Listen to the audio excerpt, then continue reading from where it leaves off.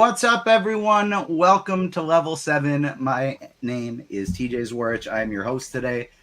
It's so exciting to be back live with all of you for our Agatha All Along after show. It's here. The new Marvel show finally has reached Disney Plus. The first 2 episodes premiered today. I am joined by 3 of my fellow agents and good friends. First up, co-host the Comic Corner Pod, joining me for every episode of Agatha All Along throughout the season, Damon Gray. How you doing? Buenos noches, amigos. It is late, and we are here to talk spooky witchy time, and it's going to be magical. You had a pretty big last 24 hours with over at the Comic Corner with a large interview, have you not? I have. It's an interview that I keep looking at the viewer count, and it's much higher than our usual viewer counts, so it's pretty cool. Pretty cool. So, what am I talking about? We interviewed Kelly Thompson, the writer of Absolute Wonder Woman and many other projects. Like, it's Jeff, Eisner Award-winning Jeff the Landshark, the creator of Jeff. Magical. Go watch it, because she talks all things Wonder Woman, and magic is Wonder Woman in this Absolute universe. It's very cool. And joining us as well today from the direct.com and here at the Agents of Fandom, Richard Nebbins. What's up? It has been far too long since I've been on this show. Unfortunately, I couldn't be here for, my movie of the year, Deadpool, because I was out of town, my new favorite MCU movie. But I'm so happy that we have MCU content back. Agatha's been one that we've been waiting for a while. We're going to have a great time talking about this show. I'm looking forward to it, and been looking forward to it all day.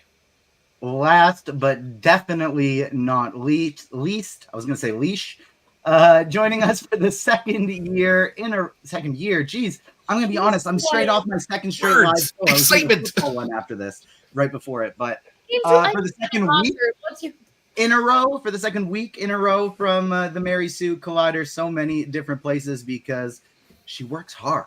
Rachel Leishman, how you doing?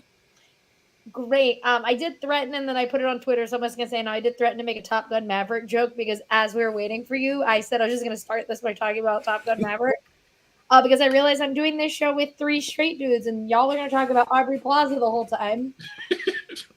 So I'm going to just reference Top Gun Maverick on a whim just because I feel like it. Absolutely. We are going to be talking like I told you, it's my favorite movie of all time.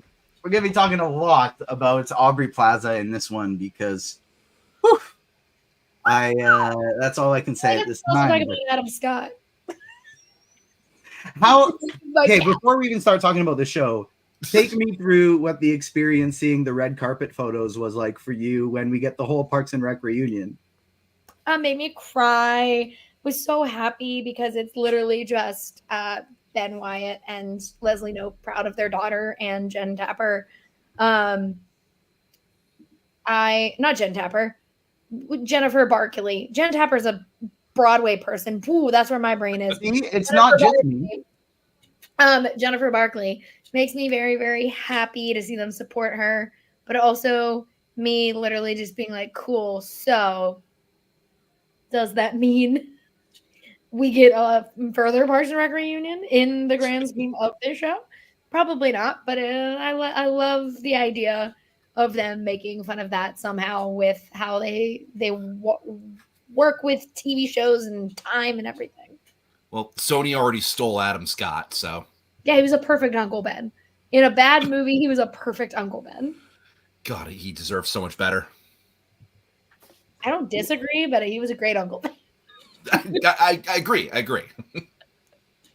Well, we're not here to talk about Madam Web because we got far more enjoyable things for us to go through today, and it is Agatha All Along. Before we do so, make sure you are subscribed to the Agents of Fandom on YouTube and wherever you get your podcasts, as well as following us on socials at Agents Fandom on TikTok and Twitter, Agents of Fandom, everywhere else. If you're watching us on YouTube because you're live. Thanks everyone for tuning in live today. We're on YouTube, we're on Twitter, we're on Twitch, we're on Facebook, and wherever you are, make sure you're smashing that like button for us, hit the notification bell, subscribe so that you don't miss any of our live shows because we will be here talking Agatha All Along every single week. And on Friday, this week we'll be having a very special live show for the premiere of The Penguin. We'll be joined by Paul from Heavy Spoilers on that for that one on Friday morning. So make sure you tune in on that one as well. And we're going to be covering Rings of Power. We got the Comic Corner. We got lots and lots of fun YouTube content coming as well. So make sure you are subscribed. First thoughts, 2 episodes of Agatha All Along. Damon, you were the only one here that didn't see it in advance. You just fresh out. It's as if we're reviewing a movie fresh out of the theater. What did you think of the first 2 episodes? I thought the second episode was better than the first, and I did enjoy the first episode once when I got to the point where I'm like, all right, this is what we're doing with this first episode. I get it now. Like, it's one of those where it's like, you think you know what the bit is, and you're just waiting for the confirmation on the bit, and then once when you get to the resolution of all, it's like, there it is. I understand it now. I see where we're going with it, because I was messaging you live as we were all going through it, and I'm like, I don't know, there's something strange about this first episode. There's almost like a bit of an overacting. I wonder why, and then you eventually realize it, and you're like, it all makes sense now. The second episode is the classic, we're getting the team together, everybody. And I think they did pretty well with it. You get to see a little bit of the characterizations, a little bit of just everyone we're bringing in. And I know we have theories on who may be who and what may be what. And I can also help with like some comic references as we go later on with this show. But yeah, overall, I thought the first episode was okay. Second episode, I enjoyed a lot more. Couldn't agree more, actually. I'm basically on the same page with you there. Rich, what did you think? Favorite, or not favorite 2 episodes, I was going to say. What did you think of the first 2 episodes? Yeah, I'm mostly with you guys. I think I like the second one just a touch better than the first, although both are really solid. I'm enjoying this show so far. Aubrey Plaza and Catherine Hahn are going to be one of the best new things in the MCU. I can already tell. There's some spicy stuff that's going to be happening with them over the course of the next few weeks, probably. But no, it was a lot of fun. The whole, Mayor of Easttown spinoff, coming straight from WandaVision into that. I love the whole Agatha clawing her way out of the spell, and getting all the Westview people back. That was awesome. It didn't hit quite the same way that WandaVision did for me, but I'm very much enjoying what we have so far. And I can't wait to see what we get over the next 2 weeks, which, Rachel, DJ, and I have already seen, but then the 5 weeks after that are going to be nuts. And I'm very much looking forward to seeing where this series goes. Rachel, how about you? So I loved the first episode, but I love Mayor of Easttown because it's set in PA, and the accent, even though it's Western PA, they had the accent. Sorry, it's Eastern PA, not Western PA. We have the same accent, but neither of us want to admit it. So I love that it was just Mayor of Easttown, and it to the point where like Catherine Hahn said crick instead of a creek, and I clocked it and was like, but then I'm like, well, she's also from Ohio, but she called it a crick, and I was like, hell yeah, they didn't Hollywood that out of her. That's a crick. There's a dead body in it. So much so that I was so invested in her that I did not even pick up on all the ding-dang clues that it was Wanda and all the bits. I was just so invested in whatever Catherine Hahn was doing that I had to go back and watch it again, and that's when I was like, oh, they're saying Wanda's like a hundo P dead. But like I was not paying attention because I was watching Catherine Hahn. But I also really liked the second episode of like getting everyone together and seeing all of these kind of characters and how they're all going to interact. And, I don't know. I liked it both. I like this whole show very, very much, which I both thought I was going to, but also was really worried because Wanda's my girl. But yeah, loved it. My biggest takeaways were that the comedy is quite different than what we typically get in the MCU. Like, it was dirtier. It was raunchier. Yes. Eat my ass, Chief, in the first episode. Like, that kind of caught me off guard in a good way. I spit out my drink laughing a couple of times. And it's sexier than we typically get in the MCU, especially for something on Disney Plus, I think, as well. Emma in chat in all caps, Catherine Hahn's butt. Yeah, we've gotten Thor butt before. We've gotten with Matt Murdock's icon made it. That's a top tier. Yes. we've gotten some man butt in the MCU before. That's nothing new, but this is our first woman butt in the MCU, so it's monumental. But this was a really fun two episodes. I'm fully bought in. Damon, how long did it take you to realize that this was not in fact reality? We get shades of it at the beginning during the investigation. It's like Rachel said, they're telling us this is Wanda without showing us Lizzie Olsen's face. Blunt force trauma, scarlet hair, etc. Yeah, I mean, when it took for me when I realized it wasn't reality, just I don't know, I'd say like halfway through the episode, but like right off the top, I'm like watching these camera cuts and I'm like, what is happening? Some of these camera cuts are crazy for this, and then it just totally makes sense that it's like it's all supposed to be like a fake TV show. So there's some really bad camera cuts at the very beginning of it.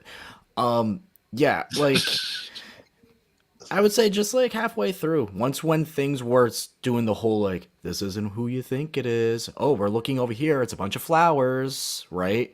The whole Darkhold bit, like, I thought that was actually pretty clever. I picked up on it right away about like the first letters being Darkhold. Yeah, you were quick with it. You're texting That right took me a away. bit to get. That did not come to me right away. It took me right away. Sort of right now, I was like, oh. Yeah, that's what I clued in too. Damon's like live texting me as this is happening, and it was like as soon as they introduced the book, he's like, Darkhold, that spells out Darkhold. Yeah, and then it was like, oh, okay. I think I was starting to like get it suspicious because then it was like, why? So all the Darkholds are burned. And then I'm like sitting back, I'm like, why are there a bunch of Darkholds in Westview? Like, why is there just more than one? What's the plural of Darkhold? Darkholds, Darkholdies, Darkholdites. I mean, now we're just making them a people. But I was like trying to past tense would be Darkheld. But I was trying to figure out essentially like why were there that was kind of like the suspicious thing. And I'm like, why are there multiple Darkholds in Westview? And then it started to realize, oh, maybe this is all actually in Agatha's head, and that's when it started to take a turn for me. Rich, how about you? When did it kind of clue in for you that, you know, this is not just a simple Agnes is now, in the 3 years since we've last seen her, she's now, you know, a detective. And all of these people are cops now. How long did it take you to realize that that was not, in fact, the case, and this was just going on in her brain? Not to sound like cocky about it, but I figured it out pretty quick just because, you know, this is a WandaVision sequel pretty much. And we know that Wanda trapped her in sitcom reality world. You know, it took me a minute to figure out the whole like Mayor of Easttown, that kind of vibe thing. But it caught on pretty fast considering like we see all the same people that we saw from Westview. You know, we've got Herb, we've got Dottie, we've got Phil, we've got, you know, everybody basically that was in that cast shows up again here in these different roles and everything, you know, like Dottie's at the library and, you know, and Herb's her partner at the Westview Police Academy and Jones the chief and everything. That like not to sound braggy, but I that kind of caught on pretty quick for me, but that's also just because I'm, you know, absolutely obsessed with the MCU and I know way more than I should about it. Rachel, how about you? Sorry, I'm so distracted by this chat because the way where my brain went, I can't say out loud because that's not PG-13. Give us Bucky Barnes butt. Give us Matt Murdock butt. Oh no, that's not where my brain went. My brain went, well, we've had man butt, so who's the first to show hole? Is where my We're off to a flying start. And that is where I have been. Anyways, the little things I instantly knew it was like they just trapped her in her own version of a show. Just because it was Mayor of Easttown, and I was like, oh, okay, so she's also stuck in it. I do like how long it took her to get out of the spell, and I like that it was Teen who had to kind of like literally sit across from her and be like, hashba, hashba, hashba, whoosh, whoosh. And then she like wasn't under the spell anymore. But to go back on something Damon said before, I like the little comic references, like the fact that her son's name is Nicholas Scratch, and the like even when they are doing the WandaVision thing, there is still a reference to a comic thing that people are going to pick up on and be like, oh, well, like, who is Nicholas Scratch? Let me go look up who he is. Oh, he's actually Agatha's son. And then, like, go down that rabbit hole that we did with WandaVision every single week.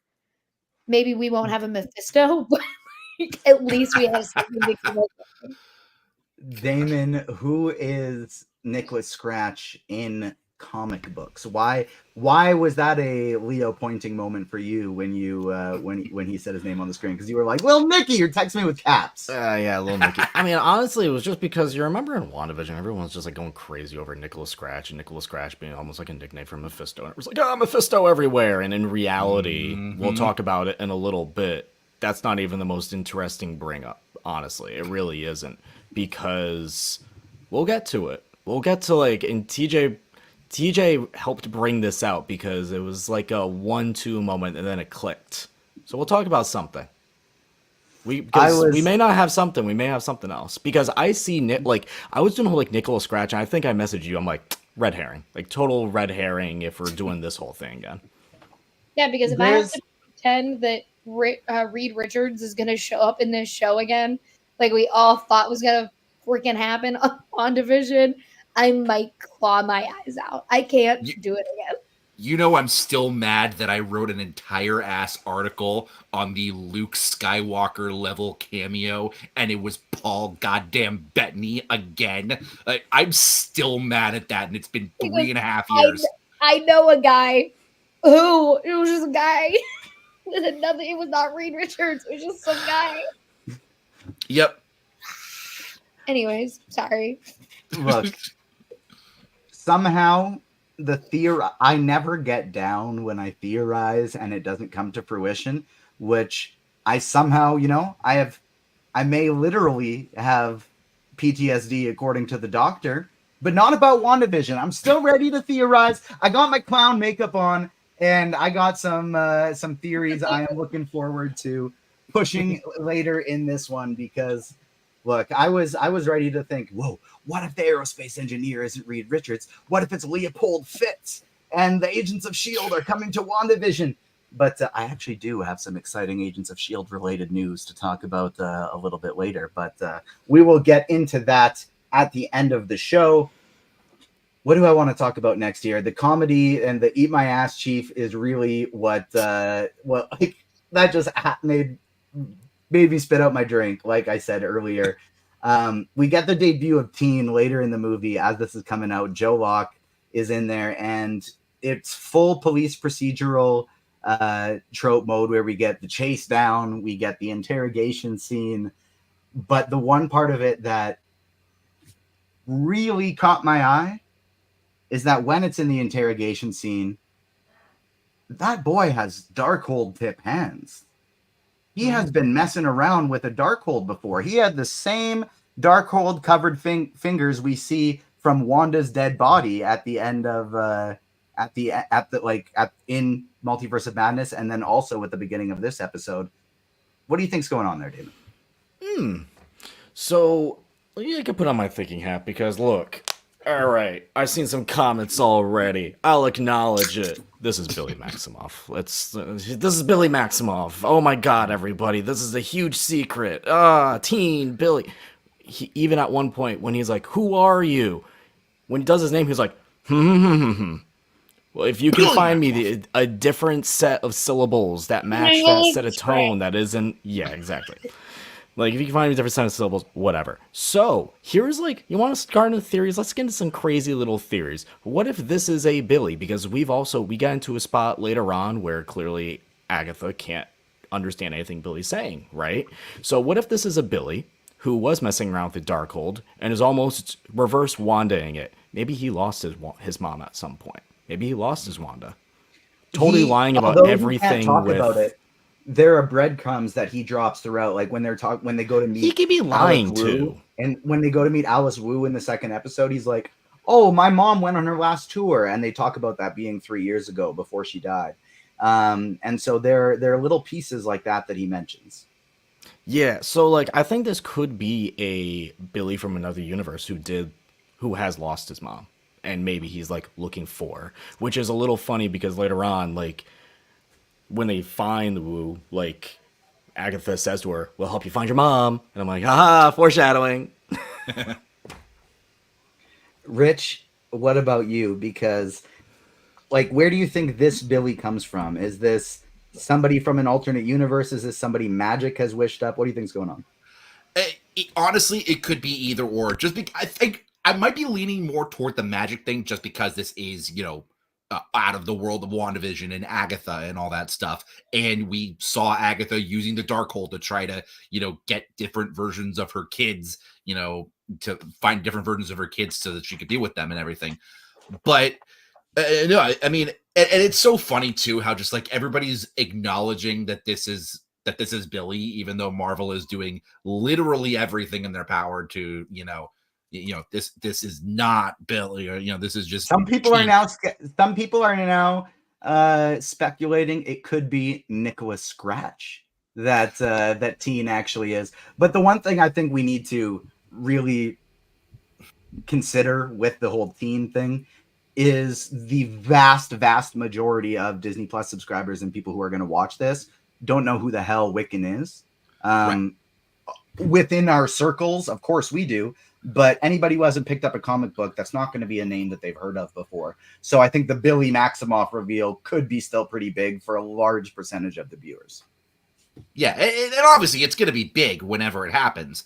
But yeah, and I just can't wait to see like the general public reaction, like when that episode does finally get here, when we do find out it's Billy. I mean, if it's not Billy, then Marvel has done a great job at screwing with us. But no, I'm very much looking forward to seeing that reaction and seeing all the people who like maybe just watched WandaVision or or Doctor Strange 2 or whatever, and seeing where it goes from there. Rachel, you were shaking your head at me when I asked about the Darkhold fingers, shaking your head at me when I asked what universe he came from. What did I do wrong? Well, the Darkhold fingers, I truly believe, like, he was like, I was messing around with ink, and I don't I believe him. I'm going to let him pronounce the name. I think it is from this universe, and he doesn't have his mom anymore. Damon said something that made me think, like, it'd be fun if all of our theories over, like, oh, this is House of M, oh, this is this, oh, this is this, is it's just, instead of Wanda, it's Billy, who, like, messes everything up because he wants his mom back versus Wanda wanting her sons back and, like, erasing the entire mutant population as a result. But, like, I think, like, that whole Agatha thing is always Wanda and Agatha. It would be a cool kind of twist to switch it and let it be Billy trying to get his mom back. We talked about the butt that we get to see, but that's arguably not even the sexiest part of this episode, because when Aubrey Plaza switches out of agent mode and goes full witch mode.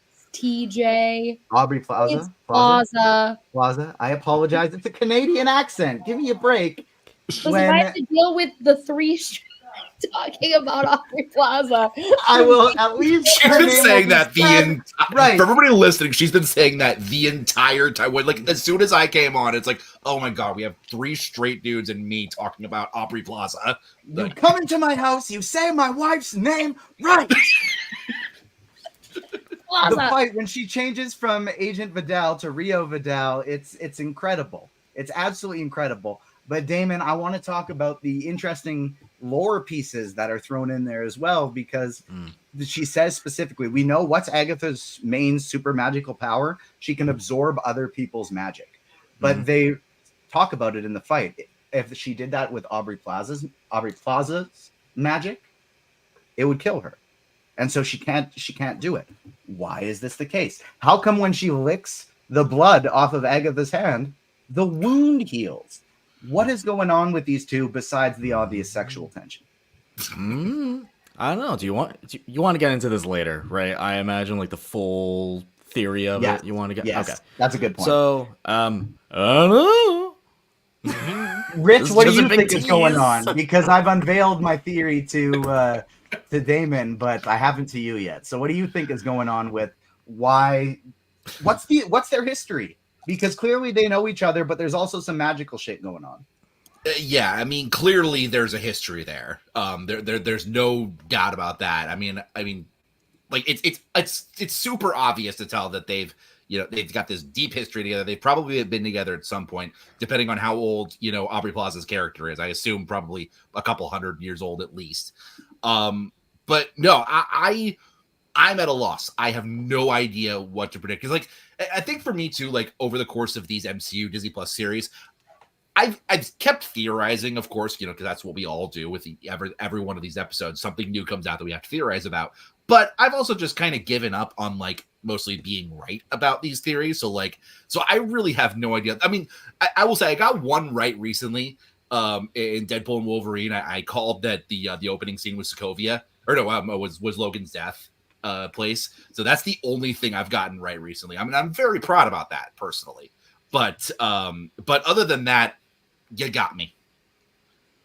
Rachel, what do you think has been going on with these two throughout the years, and why is her magic poison? Well, because they're different kind of witches, first of all. I think that's the easy. Why is the magic from the Green Witch as opposed to the Scarlet Witch or these other witches? Why does green hurt? But I also I think that's what Agatha learned with Wanda, was like she couldn't necessarily just like take the chaos magic of the Scarlet Witch. Like it doesn't work that way. But I think that's like something that Agatha herself had to learn.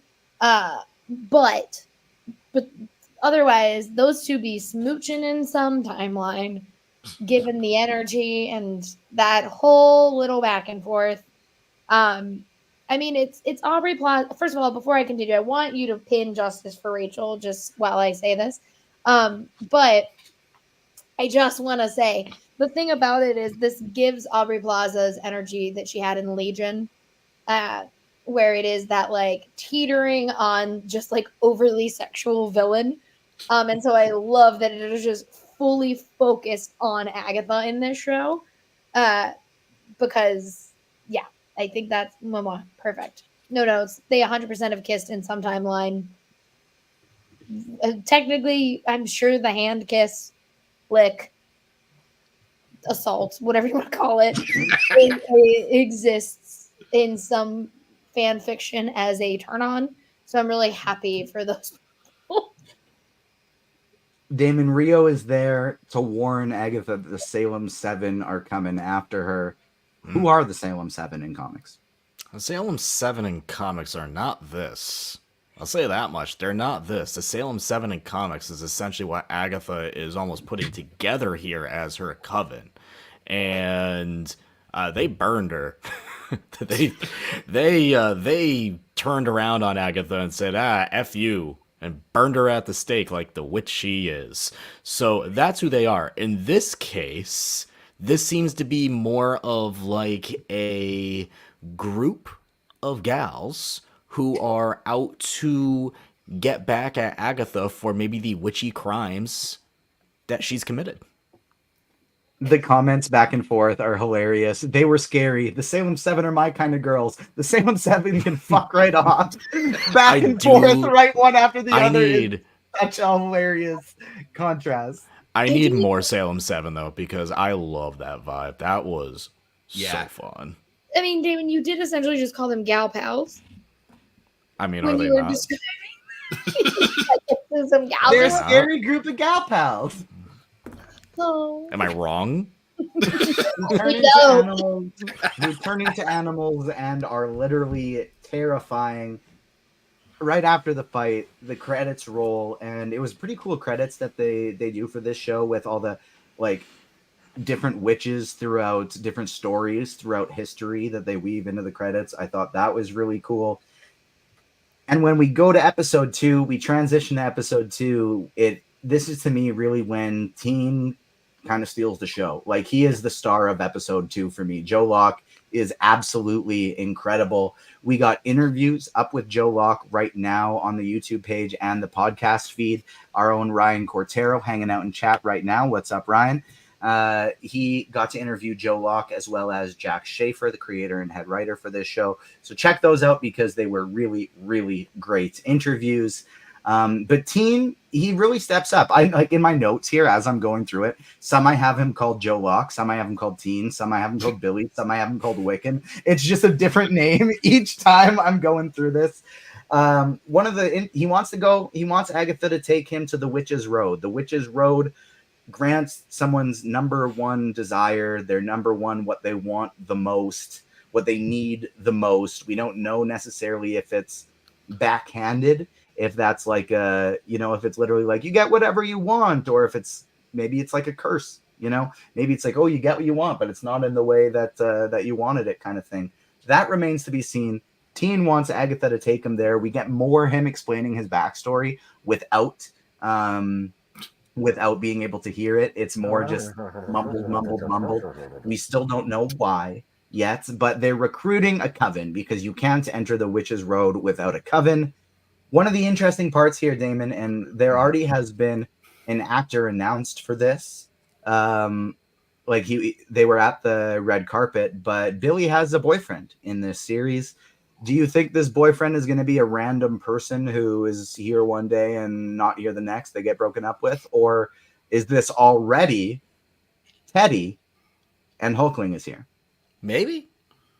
I mean, I can't give you a yes or no answer on that, to be honest, because it just said, it didn't give us his name on the phone. No, it just said, it said like BF or boyfriend or something. Yeah, I think it was Boyf. Boyf, yeah.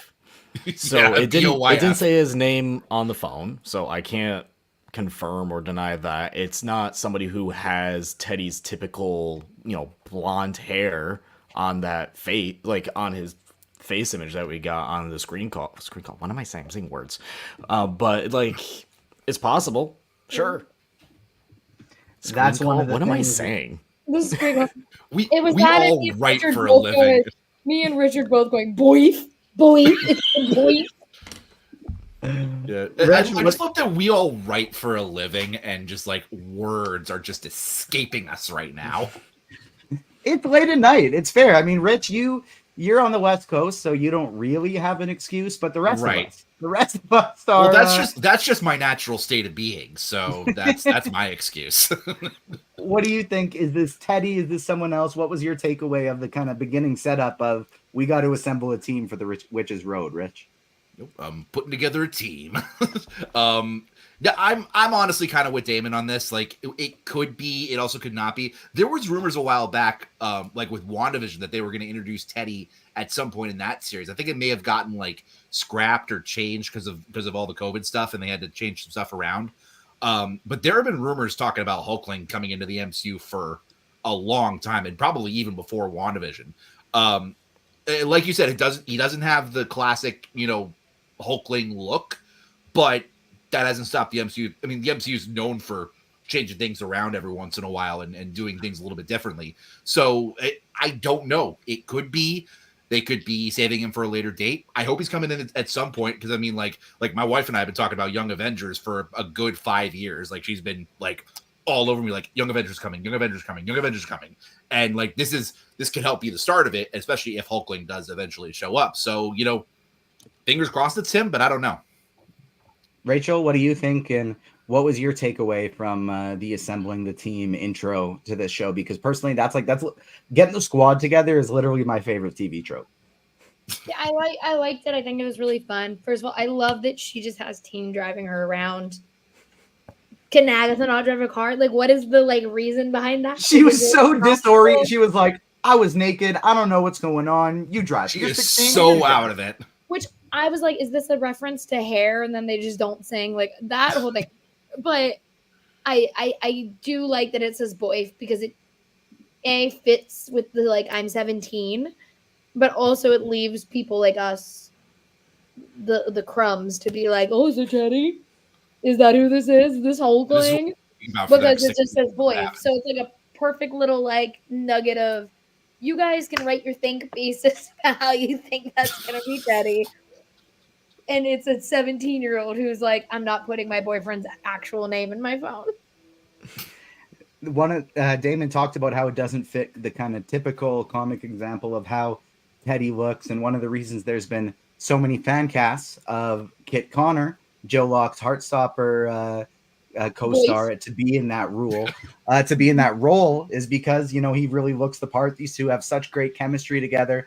Our own Ryan Cortero actually asked Joe about the fan cast before the show premiered. And another theory that's been going around is like Kit Connor playing Hulkling, who's in a relationship with Wiccan in the comics. I hadn't seen that. Oh, okay. Well, I was just gonna ask, like, if you and Kit have ever talked about that. I think I would stomp on his throat if he tried to take my thunder. Right. In a nice way. Oh no, no, obviously I wouldn't. Obviously, no. It'd be great if he was to join the MCU. But I haven't heard of that. Oh no, okay, that was also a joke. I'm just saying that was a friendly, like, that's how me and Kit talk to each other. Oh right. I realized that was quite a graphic. No. I'd be very. Yeah. If he was to join the MCU, it'd be great.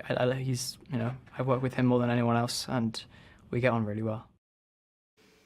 The two of them just have such good chemistry. You're close with someone when you can publicly say, like, oh no, I would stomp on their throat, and that person's not going to take it the wrong way. He didn't know we wouldn't, but knows that person. I had to clarify that 3 separate times. So I wouldn't actually curb stomp. I wouldn't actually do that. Actually kill you. Right. LOL. Like, I wouldn't actually curb stomp. Lol. Shout out to Ryan. Check out the entire interview because he did an absolutely awesome job with that one, as well as the one with Jac Schaeffer. The first witch that they're going to recruit is Lilia. Patti LuPone herself, Broadway legend, absolutely crushes it in the Witch's Road song, and does a great job with this character as well. They test each other. Agatha is trying to see if she knows what she's talking about. Patti knows that it's Agatha the entire time, but is kind of playing dumb at the beginning of it. But we get a list of people that will be joining the Coven, because what is her skill set? It's divination. They can't just have any Coven with 6 random witches. It's got to be specific witches who have very specific powers, so they need someone with divination. They go to Lilia, and she's recruited not because she wants to, but because she's on the list. The list she divines, her name is on the list. She doesn't show the list to Billy. It's a full list with names of all the witches they're recruiting, except for one. The last one is not a name, it's a symbol, which we're going to touch on more later. But we get, throughout all of this, we see kind of avatars, figureheads of the Salem Seven with the animals following Agatha along as we go. We get... You don't think that's what that is? You think it's just in her head? What's going on? No. We'll talk about it. Okay. We're just teasing this big theory reveal. I know it's exciting, but it ties. But it ties exactly into your theory, though. They recruit Lilia. They recruit Jen, a potions master who is dealing with all kinds of lawsuits in real life and who has been bound. She doesn't have her powers right now. She doesn't have her magic because it's been taken away. And Alice Wu Gulliver, who is known in comics as the Wu. And in this, her mother was a famous rock star, also a witch, and she wrote the Witch's Road ballad. She got famous for it. And these are who she recruits, but they also need a green witch. So I'm going in reverse order here. I enjoyed the recruitment. I think all the witches in the Coven are very incredible. Pre-Green Witch stuff, what did you think of the Coven? Who was your favorite addition to the team, Rachel? Patti LuPone. I'm an Italian Broadway fan. What do you mean? It was Patti LuPone. The fact that they got Patti LuPone to be in a Marvel show, first of all, crazy. Second of all, this fucking relationship she has with Aubrey Plaza is killing me. But also just like everything she's doing, wow, perfection. I love her so, so, so much. I know we'll get to it later, but hearing her sing on that song, like when I heard it at D23, I legitimately was like, there's Patti LuPone. I can hear it. It's right there. Like, I don't care about anyone else. I'm listening to Patti LuPone sing this thing. Like, it's Patti. Because she pretends like she doesn't know shit, and then she rolls up and is like, I knew the whole time. I don't want to involve. Wow. I love her. Rich, how about you? I hate, agreeing, because we're supposed to have different opinions and everything, but I kind of have to go on the same Patti LuPone train. I mean, I've been a Broadway guy my entire life. Hearing her on that was awesome.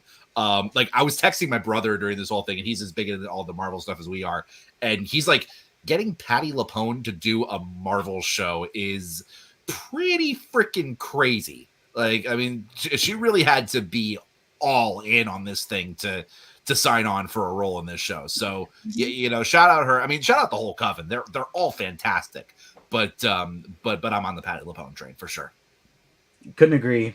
Patty takes the cake. You didn't even realize it as it's happening, Damon. So you said you couldn't agree, TJ, and I realized more. I forgot the word more. I can't agree. You guys are stupid. He can't agree. Period. End stream. I couldn't agree more. Damon, it's finally time. And this was so fun for me because we've been speculating on who Rio Vidal's character could be for months, for absolute months. Who were some of the names you had been throwing out there? All right. Names I've been throwing out there. Oh, man. I think the big one, and I don't even want to say this is somebody who she isn't, because I think this is like one of those Marvel, we're going to mash a few characters and just like squish them into one scenarios. I said she was going to be the Emerald Warlock who made an appearance in the Witch's Road. And yeah, there's some aspects to it because she's the Green Witch. Close enough, everybody. We did it. We got there. I said she was going to be Master Pandemonium. That was a take. And maybe, again, we'll see some elements to that. If anyone who doesn't know Master Pandemonium, essentially, if you ever seen that West Coast Avengers cover where this demon man has two baby arms and it's Tommy and Billy, that's Master Pandemonium. He's the one who told Wanda, like, yeah, your kids aren't real, bro. Sorry. Those are like my two big, I think they're this, or she's this. But I think we've already figured it out, TJ.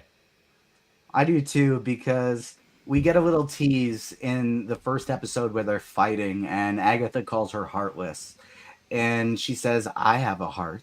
It's black." And in the next episode, we get this list, and there is a heart, and it's black as opposed to a name. Now, this could absolutely be a reference to their past love, and the heart is black because it faded away. But what's the name of Mephisto's son, Damon? It's Blackheart. The clown makeup is on. Aubrey Plaza is not Mephisto, but Mephisto is going to be a part of this show. I think we killed Aubrey Rachel. Plaza is Blackheart. I think Rachel just died on us. Mephisto's the last child. time we saw this character was in the Ghost Rider movies. And guess what? It's a black heart on a page with everybody else's name there. She is the child of Mephisto. Aubrey Plaza, Rio Vidal is Blackheart. What do you think, David? I'm in. I'm totally in on it. The second you're like, did they get to their theory name? And I was like, yeah. And Hugh said, what was it? It's Blackheart. And I was like, I literally wrote it like Black Space Heart. And then I'm like, oh my God, it's Blackheart. It just makes so much sense. Like, it just makes so much sense. And so going back to when you said you're seeing animals coming across, and every single time Agatha's been a little weird about, like, especially in that first episode, things were haunting her or whatnot. You get, like, this moment where she completely zoned out. Every time she saw those animals, they zoned out. What's something Blackheart can do? Hey, shocker to everybody. Blackheart can, like, transform into animals and stuff. So I think that was, like, Blackheart / Aubrey Plaza kind of like slowly following her around town to be like, I know what you're doing. I know what you're doing. Keep an eye on her. And in comics, Blackheart even does have some pretty critical stories involving Master Pandemonium and Billy and Tommy, and even leading to Franklin Richards.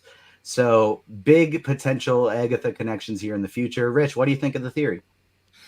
I mean, I'm not going to believe, you know what, for me, even if Mephisto actually shows up and says, I'm Mephisto, I'm not sure I'm going to believe it, to be perfectly honest, because we spent a good, 2 years, like, all aboard the Mephisto train.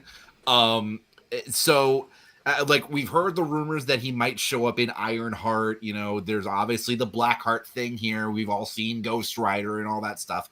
But for me, I'm probably one of the most skeptical people you're going to find in this phase. Or I've kind of grown a little numb to it, I want to say, in terms of theorizing. Like I said earlier, you know, I'll keep doing it. You're numb. Rachel's skeptical. I'm seeing these facial expressions. You're maybe numb, but Rachel's face is screaming skeptical. Yeah, I want to get to Rachel. I'm good. I want to get to Rachel. You know, my face is screaming. You know the comic panel where Wanda says "No more mutants."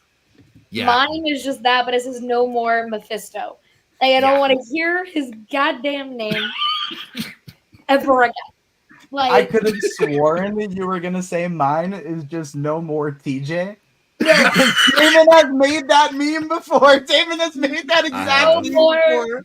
No more Mephisto. Well, by extension, no more TJ because TJ brought up the no more Mephisto. Or he brought up Mephisto to Damon. Listen, I don't. Listen, sure, she's a Blackheart. You also didn't say the second part of that line, which was the hot part, was when she said, "And it beats for you." You cut that part. Yeah, but that's not important for my theory. I'm just so tired of Mephisto. I haven't even seen the man, and I'm so Mephisto's baby. No, I can't. I'm with you, Rachel. Can't do it. I would rather just take the most boring of outcomes if it meant I never had to hear Mephisto's name again. Bold proclamation. We will see Marvel's version of hell before the end of this series. That's what I think is going to be. I think we've already seen it. Mephisto is just Kevin Feige. In Multiverse of Madness, when the America, I do too, and I think we're gonna when America Chavez and Wanda were fighting, and there was that little portal opened at the end. I agree. I do think that is Marvel's version of hell, and I think we're gonna get it expanded in this one. And I think Rio Vidal, Aubrey Plaza, is Blackheart, the child of Mephisto. We'll see, but they didn't go to her instead. They just grabbed. They need a green witch. It's earth magic. So they just grabbed a nice lady with a green thumb, somebody who is, tending to their flowers, tending to their plants.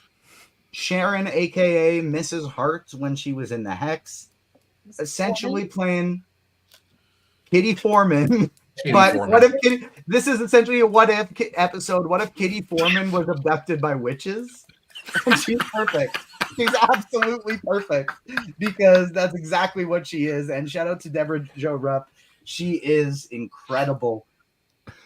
And then the song. Rachel, you saw this live. The Ballad of the Witch's Road. This song is pretty incredible. I thought there were going to be more musical elements to this show than there has been so far.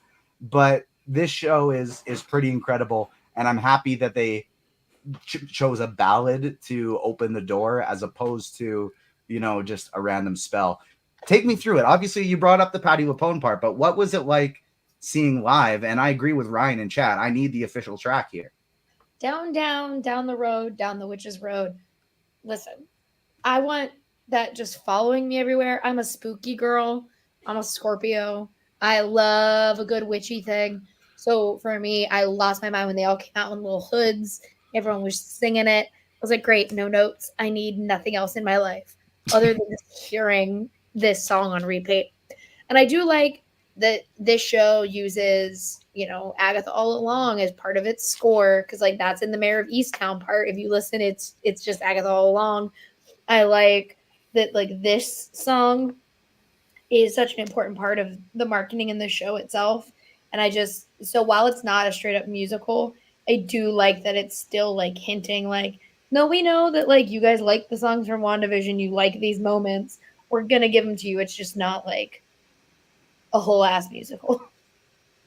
Rich, you said you're a Broadway guy. We got Brandon in chat talking about the 5-part harmony. What did you think of this part of the episode?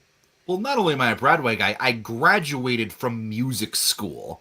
This is kind of a little bit my life. And a little shout out to one of my tutors from, Berklee College of Music, shout out Berklee, helped orchestrate some of this stuff on Agatha All Along in WandaVision. So, I love this kind of stuff. And I loved how different it was from Agatha All Along. I mean, obviously we got the poppy, fun, chart-topping hit that was Agatha All Along in WandaVision, but this one was like, it was perfectly like spooky, creepy, kind of mysterious, like those Halloween kind of vibes, almost a little like Hocus Pocusy a little bit, and also shout out, we just got a black cat that we named Winifred, at home. But no, I mean, coming from somebody who's so deeply invested in music, this was awesome. I loved it. And I mean, obviously Catherine Hahn and Patty LuPone leading this, quintet of singers. It hits me in the soul. Like, I love this stuff and I hope we get more of it. I mean, I'm praying to God that we get more music stuff in this. Wait, Richard, I have a question as a music guy. Yes. So what would my alto line be? Because I feel like it'd be boring as shit. Because I would just be like, down, down, down the road. It could be. Road. Yeah, that's Joe Locke's like it's it's gonna be one way or the other. Either you're gonna get the melody, because there was that one really high part where it was just all the same note. Either you're gonna get the melody or you're gonna get something like what you said. Down, down, down the road. Down Coming from a guy who sings, I mean, I played trumpet, but I'm on bass, like, for singing stuff. So trust me, I know. Yeah. Nobody knows. Damon, you've been big into the horror comic books lately. This is a spooky 2 episodes of television right down to the end where Teen is fighting off the Salem Seven as they're opening the portal. And then they finally get into the portal, and this episode ends with Miss Hart along for the ride in the Witch's Road. What did you think of the final parts of this episode, the song, and the horror elements in general? The second that we kind of got to the end of this episode, I really enjoyed the second episode. When we got to the end of it, I'm like, yeah, we're cooking. If this is what we're going to get more in this series, then I am all in, all on board. Let's go. Because that was some fun stuff of the Salem Seven, just like breaking into that house, being creepy, the little walking down the stairs, the frame rate of which they do it at too is very, very well done. I was all in on when the Salem Seven came in, and I have a feeling we're going to be seeing more of them. I just have a feeling, because we're going to need to keep up some little more spooky vibes, because the first episode we didn't get much of that. But we definitely got it in the second episode. So I'm all in on it. The way the Witch's Road looked visually as well, I have to say, was very cool. And I've mentioned it before. The Witch's Road comic by James Robinson is my favorite Scarlet Witch book, hands down. I really enjoy Steve Orlando's current runs, but that Witch's Road is special. And a lot of it had to do with the visuals of that book series, of that comic series. And so far, like, now that we're there, I'm going to be judging it pretty hard on it, I'm going to be honest. But from that first glance, it's very, very, very cool. And I really like it. Brandon in chat saying he found it creepy, but not quite scary. I don't disagree, but I will say I think episode 4 specifically, that's when stuff starts getting a little scary. For me, that's when there's some legitimately scary stuff on screen. That sounds about right. Rich, final thoughts, first 2 episodes of Agatha All Along. I am very much invested in this show. I mean, I thought I would be. It has a lot of the stuff that WandaVision has, which I really, really loved. Hoping for more. I mean, like I said on Twitter, there's still some stuff that I'm hoping to see. Hopefully it'll, as it progresses forward, we'll get those things. But getting Catherine Hahn as Agatha Harkness back is everything we could ask for. She has become probably one of the most popular characters and actors in the Marvel Universe, thanks to WandaVision and thanks to her work as Agatha. Cannot wait for more of her and Aubrey Plaza and Joe Locke and the rest of this cast. Even after 4 episodes, I have no idea where this thing's going, but I'm very, very excited to find out. And thank God this show ends the day before Halloween. I'm so happy they pulled that route. We get something spooky for Halloween season after Werewolf by Night. Give me more of this show, and I'm really glad that we're ending the year on something really good for Marvel. Ends day before Halloween, and look, I will applaud that this show is 9 episodes as opposed to 6 or 8. Yes. But I'm not happy yet. It's still not enough, and I want more. Disney Plus, you need to fix the format. 6 to 9 episodes is not good enough for a season of television. I need at least 13. Well, that's not just Disney Plus. That's all of them. Because I know. all of them do that Disney now. Plus started it. I'm blaming them. I don't know why. I have no data to back this up. But I feel like it started with the Marvel television shows, which I love. But each one I feel like is held back by the episodic format. Rachel, final thoughts. Agatha, episode 1 and 2. Listen, like I said, it had to do a lot of work to get me to love it because my girl is Wanda. And I love this series very much. I think it's very good. I just really like kind of what they're doing with it. And it's at least like giving a little nod to what we loved about WandaVision, but making it its own thing. And again, I will repeat, I'm a Scorpio. I'm a witchy girl. I love Stevie Nicks. So I'm fully invested in whatever the hell journey that they're taking me on. And I really liked, especially the first 4 that I've seen. I've loved every single one. There's not been one that I was like, meh. I keep being ready for you when you say you're a witchy girl to go, freaking bats. I love Halloween. That's the voice I'm hearing that in. But I can attest when we hung out at the Goose I Bump. love beef. I smell like beef. I can Boy. attest when we were hanging out at the Goosebumps event at New York Comic Con last year. You were absolutely eating up the spooky face paint, the spooky tattoos, etc., etc. Damon, what's coming up at the Comic Corner? Because we got a lot of exciting stuff coming up on the websites and podcasts I will get to soon. But before that, hit me with the Comic Corner. All right, Comic Corner. We still do our weekly reviews every Thursday. Those drop. So if you're looking for some good comic booky goodness, we got some good books coming out this week. Trying to go off the top of my head right now. Lilith officially is out this week, and we're trying to get some more interviews. So if you really liked our interview with Kelly Thompson, the writer of Absolute Wonder Woman, and also the creator of Jeff the Land Shark, the best character in the history of the world, go listen to that interview because we had an absolute blast talking all things Wonder Woman and Jeff the Land Shark and everything else Kelly's putting out right now, including Birds of Prey and her indie stuff like Black Cloak. So much great stuff. Fat Thor, if you don't mind, hop in here as well and tell us about your recent interview because you just had a good one, including some of the writers of one of Marvel's hottest new X-Men books, NYX. Hey everybody! Yes, so we just had Jackson Lansing and Colin Kelly over on the Comic Corner, writers of NYX. You may also know them from writers of Captain America, Guardians of the Galaxy, most recently Principles of Necromancy. These guys are rock stars. They're writing so much great stuff. So go check that out as well. And as Damon said, you can catch us every Thursday reviewing all the great comic books coming out. And if you want some more Fat Thor, he not only hosts our Rings of Power podcast breakdown, but he is going to be hosting our Penguin live show this Friday morning, along with Listen 3000 Zen and Paul from Heavy Spoilers joining us for that one. We won't be live for the rest of the Penguin shows, but we will be breaking them down each week as well as our Agatha All Along live shows each and every Wednesday immediately following the episode. This was a 2-part premiere, so it's a little bit of a later start than usual. We're going to be back down to probably about a 7 Pacific, 10 p.m. Eastern start going forward. I don't quite have our guest shirt up for next week, but for episode 4, we will have Jamie Jac joining us to talk Agatha All Along.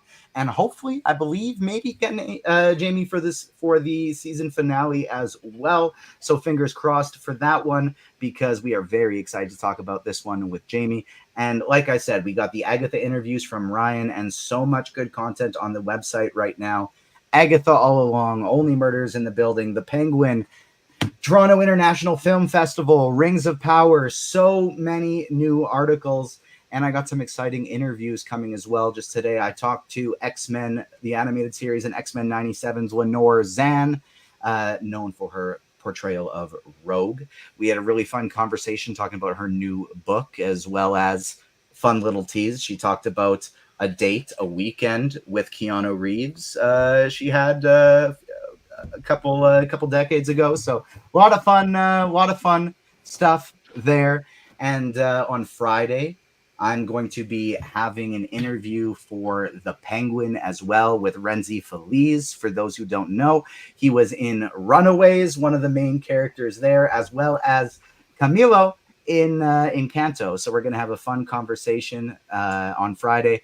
And then I've started picking away at some things that we're going to be getting for New York Comic Con and some really fun interviews in the works, hopefully with Bear McCreary, composer of Rings of Power, Agents of S.H.I.E.L.D., and of course, many other things as well. And some stuff for Rick and Morty as well. So stay tuned for that one. We got a lot more coming.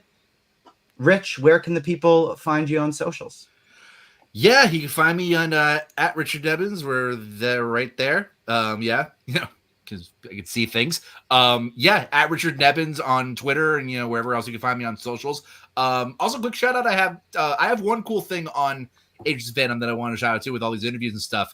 I don't know if I've actually gotten to talk about it on this podcast before. I did my first ever in-person interview, which was awesome. When I went to San Antonio Superhero Con. I got to talk to David Ramsey from Arrow. That interview is up on the YouTube channel. He is the coolest guy ever. Absolutely ginormous. Makes me feel small, and I'm 6'3". But the nicest guy on the planet. It was so cool. I got about 5 minutes to talk to him. So if you go check out that interview, go check it out. It's a fun time. And and shout out to my guys at the Direct too. They're gonna have Jamie on for their podcast. I think tomorrow actually is gonna come out. But yeah, check me out on socials at Aperture Debbins, and I'm looking forward to keeping up with Agatha and everything we got coming up. Rachel, how about you? What do you got coming, and where can the people find you on socials? Well, I want to make it clear, when you said Bear McCreary, I was pretending to be The Walking Dead. I looked crazy for a minute because I was doing this. But I thought you were doing the end logo, the grr, grr. I was doing the Walking Dead. But you can follow me at Rachel Leishman on Twitter and Rachel_Leishman on Instagram and TikTok. You can listen to me talk on the Agents of Fandom Network with my podcast I do with my brother called Cinema Sibs. We know we owe you an episode. We'll get there. We're so busy right now. No rush. No rush. I also have the Powell Pod, a Glenn Powell podcast, where we will talk about Top Gun Maverick at some point.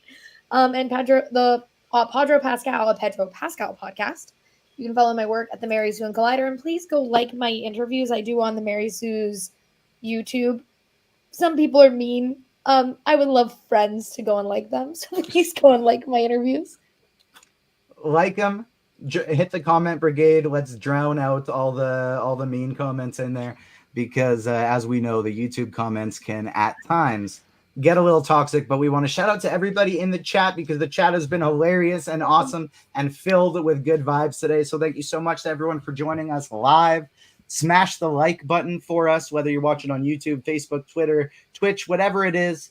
It helps us battle the algorithms on those sites, show up at the page. We want to catch as many viewers as possible, make some new friends, because we will be live every single week for Agatha All Along. Thank you so much, everyone, for tuning in. Like I said, we'll be back next week for more Agatha, but we will also be back Friday morning to talk the Penguin with heavy spoilers. On behalf of myself, Damon, Rich, Rachel, Fat Thor behind the scenes, thanks so much for tuning in, everyone. See you next time. Peace.